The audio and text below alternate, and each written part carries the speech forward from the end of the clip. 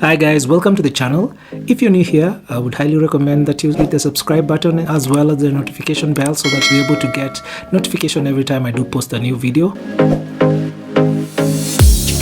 I'm really sorry that this video has taken more than 2 months to come out. A lot has been happening behind the scenes, but I plan to be more consistent moving forward.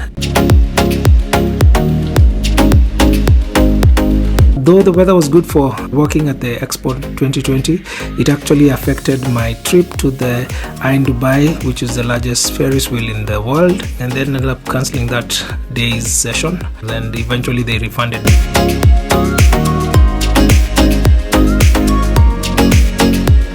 I'd like to just take you through this journey of the Expo, more like give you a feel of how it was, like you are there yourself, and it's you who's going through the journey and the experience, to go through it slowly as possible, and I hope that it will make sense and it will be more impactful to you.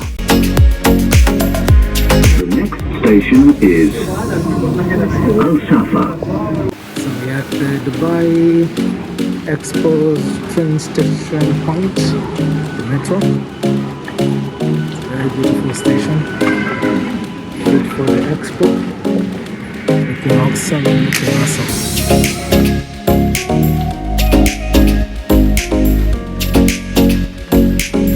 The first World Expo ever took place in 1791. That was the first World Fair, which was in Prague, or Bohemia, which is the modern day Czech Republic.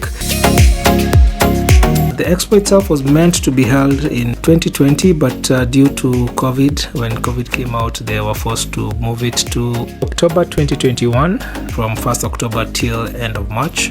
And I was lucky to be there in March, just before it ended. My expectations were that I'll be able to meet people within those pavilions who I'd be able to talk to about different opportunities. But unfortunately, the Expo wasn't set up like that. It was more about experiencing the different things that different nations had to offer and their future as well. Main theme was connecting minds, creating the future, and its sub-themes were opportunity, mobility, and sustainability. So that's what these guys were mostly showcasing.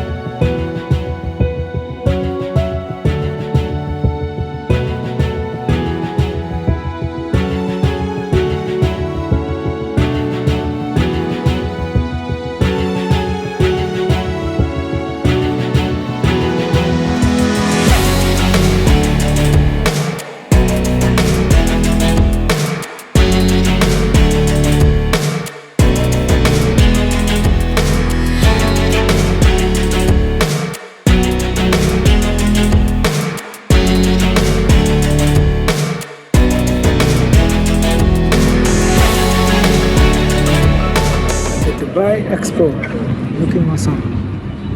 See how this thing looks from inside. I have to come back here at night. Amazing.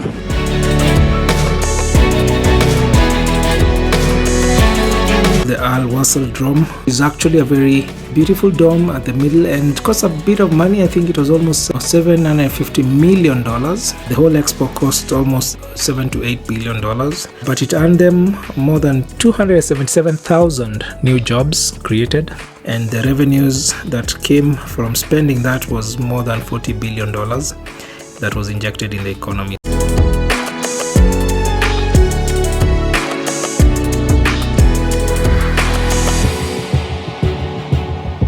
There are around 192 countries represented, with extra pavilions, from Emirates and other corporates that also had their own pavilions. So there are so many pavilions.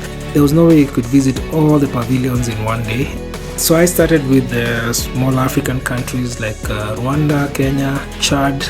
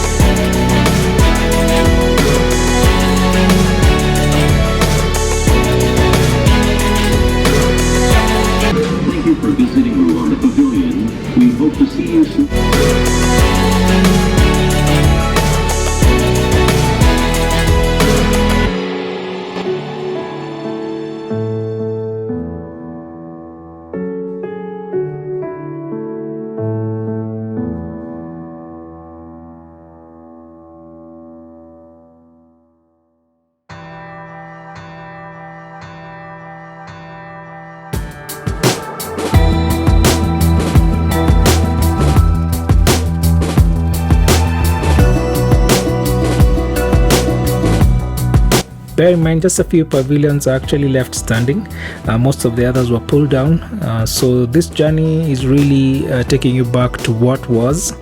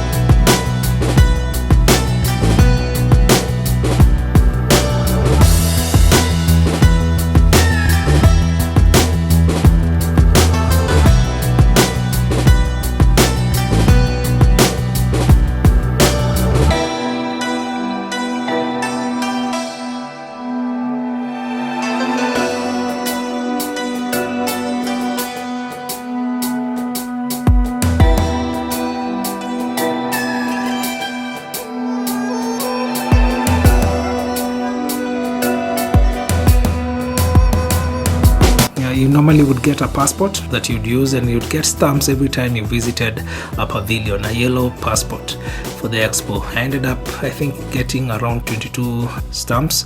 For some, I got, like at the Emirates, I didn't quite get in because by that time it was fully booked until end of the expo.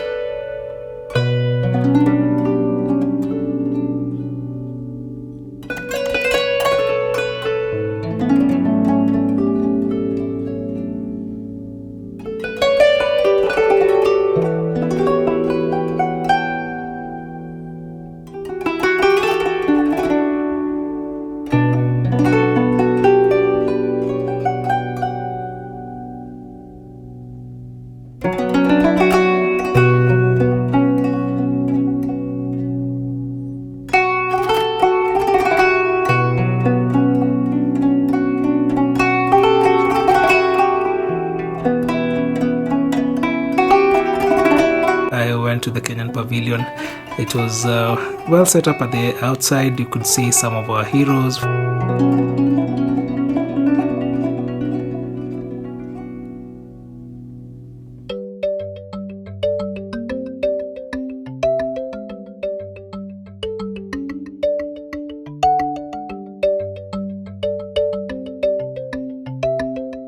Once you go in, the setup was fairly okay. I think we would have done more, much more, if we had understood the impact that this was supposed to have to showcase a great plan for the future.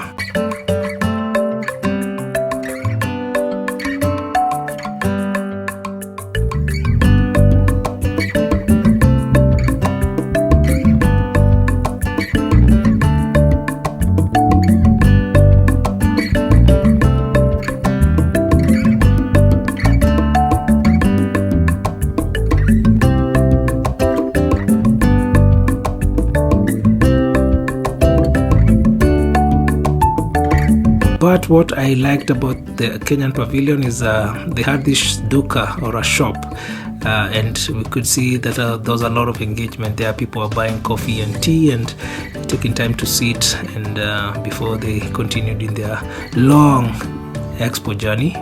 And so this was really a plus. I think it worked well.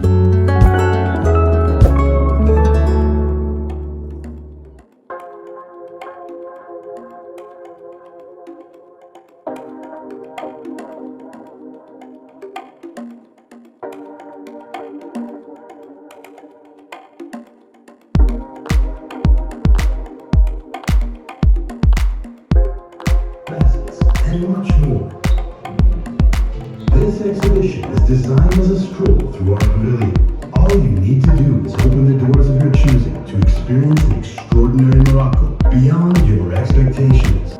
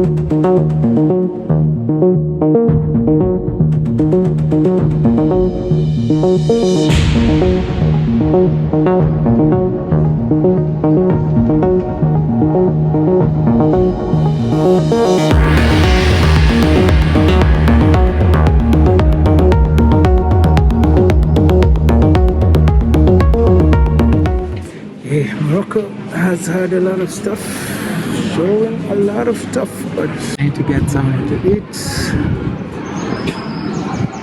And finished.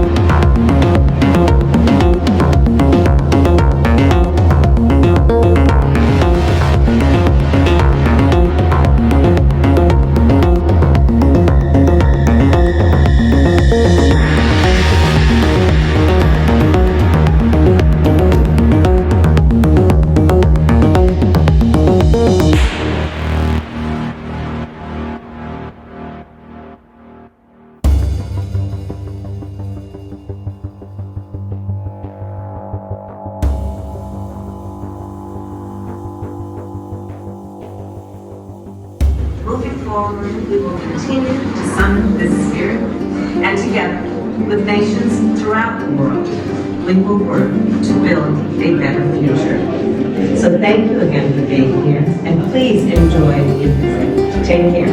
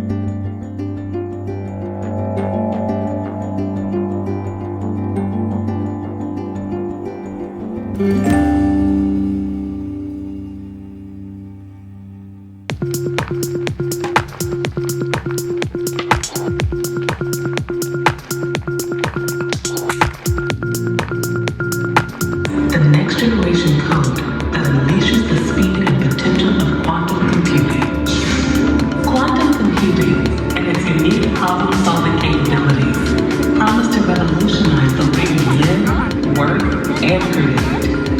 Honeywell is one of a handful of leading American companies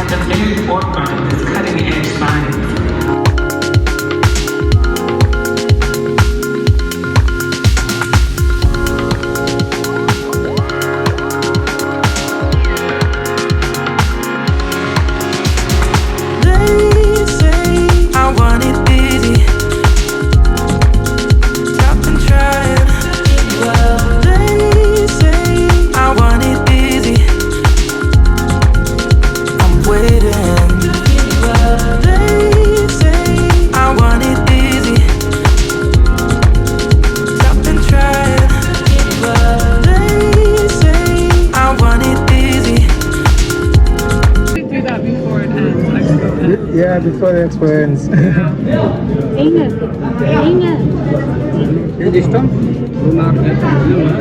From the moon.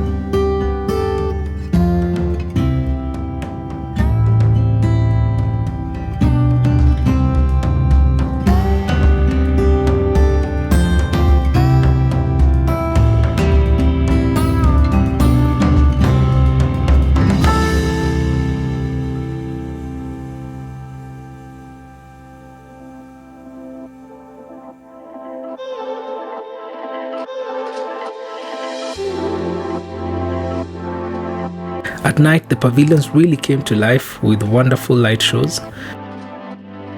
The lines in some of the bigger popular pavilions were still very long. Finally, I got to visit Israel, well, in quotes. Israel was only allowed to participate towards the end of 2019 when the expo was still scheduled for 2020. I believe the overall theme was the opportunity to focus on what unites us more than what separates us. I'm not sure they appealed to everyone. I'm an Israeli. My father's family is Arab. My mother's family, Jewish. Quite a challenge when you're looking for the right tone. Lucy, by the way, great meeting you. So, forget about the right tone, people. Follow the beat.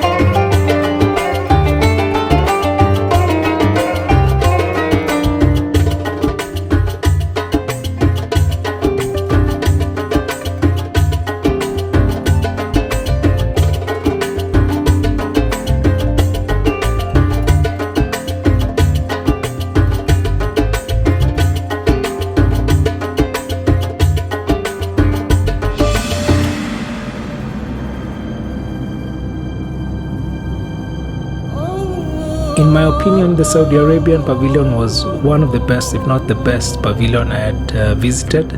It was really an immersive experience. But let me know in the comment section what you think, whether you agree or disagree.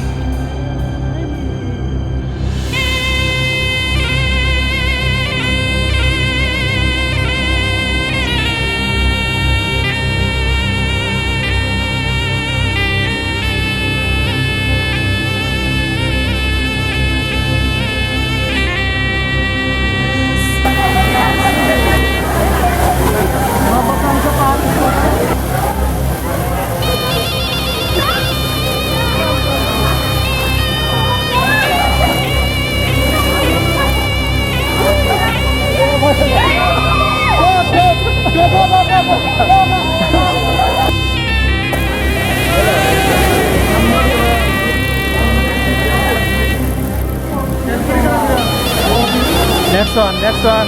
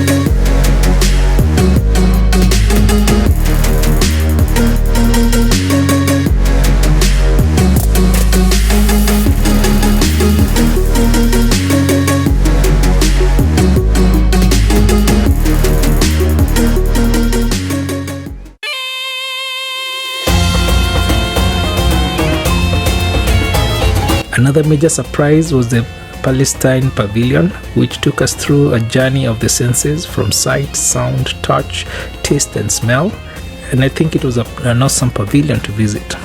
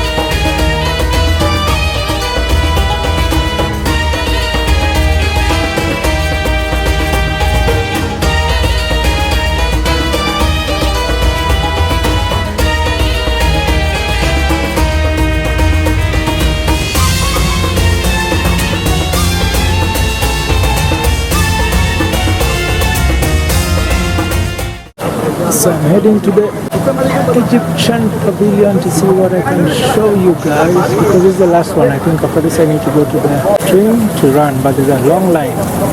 Let's hope we'll see it.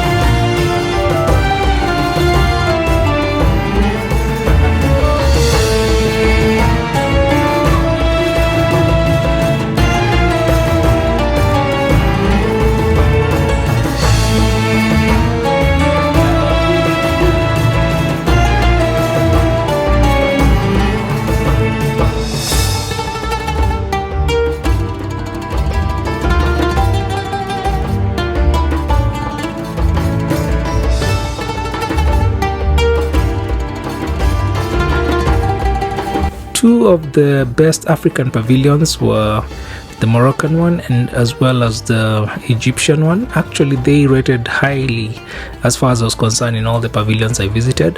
The Egyptian pavilion just astonished me. It was like entering into a ship or a spaceship.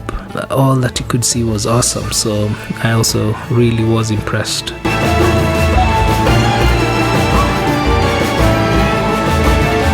Moroccan Pavilion had almost 7 floors, and in those 7 floors they had a lot to give you in terms of information about their past, their present and their future.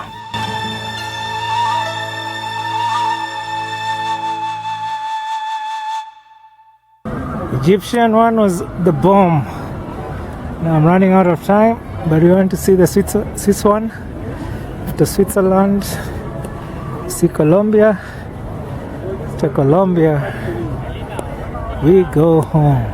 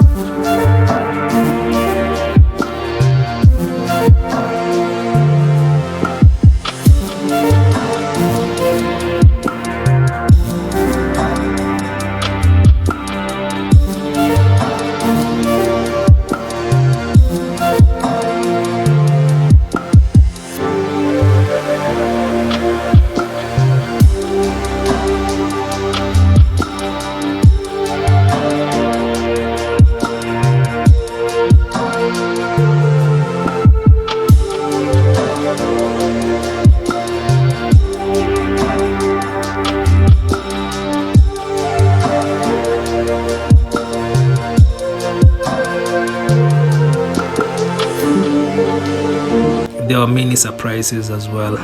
Just being able to see robots and interact with robots that were there, and if they were unmanned, or if they were manned, you could not see the man behind the robot, but they would interact with people, with kids. How are you? Excuse me, I am in charge of the security here. Please let me through. It's my pleasure to meet you, my dear. He loves you.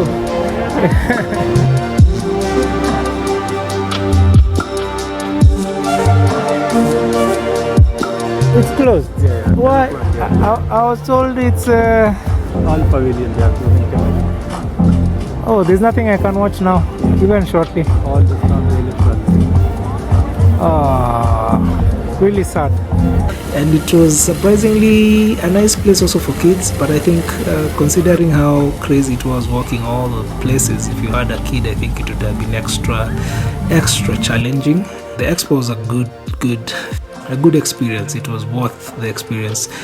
Some of the things I watched and saw left you surprised in terms of what some of his countries are having planned or in store for the future.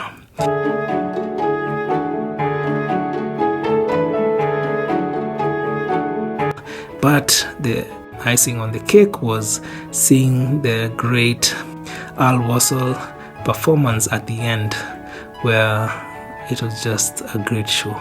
It was worth just resting there and seeing this epic visualization of space and time, and it was really good, really good.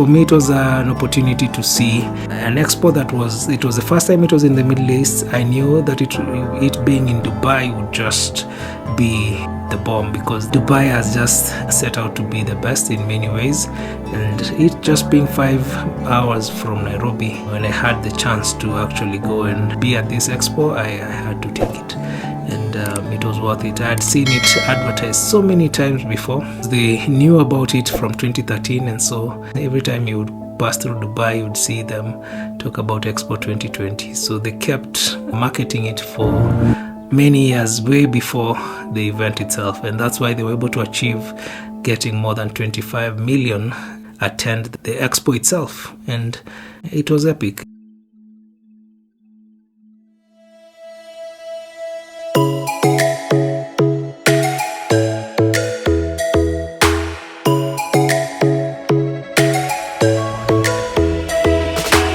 So it's morning, I'm on my way to meet the driver so that I can head to the airport. 6 a.m. in the morning. I haven't slept that much, especially considering how long the day was yesterday. But Dubai has been great. I really thank God for the opportunity. A few things didn't work out, but in general it was a great trip. I'm here with Imran. We're on the way to the airport. It is what time? 6 a.m. I made Imran wait for more than 15 minutes because he was there way too early. Lightning strikes by my window, hits my chest right in the morning, like a warning. Could have slept here for days. I felt your heartbeat, felt your mouth breathe, but it's not real. We were close to see the sun, but clouds got in our way, and so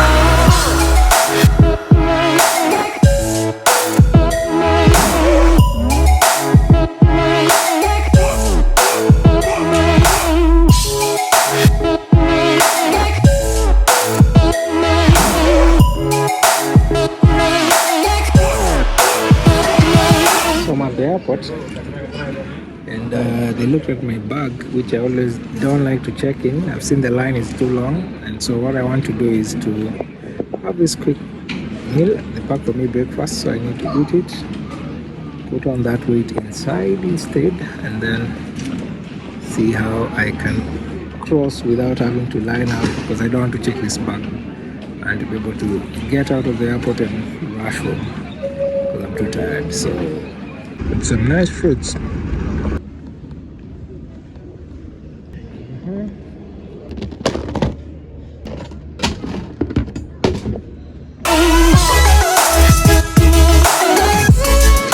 Definitely travel is back. Look at how filled up this place is.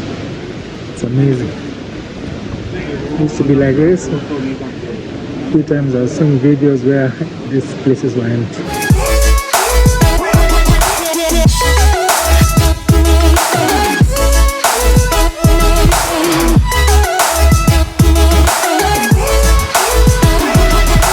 For the short while, we'll be closing all the doors, push back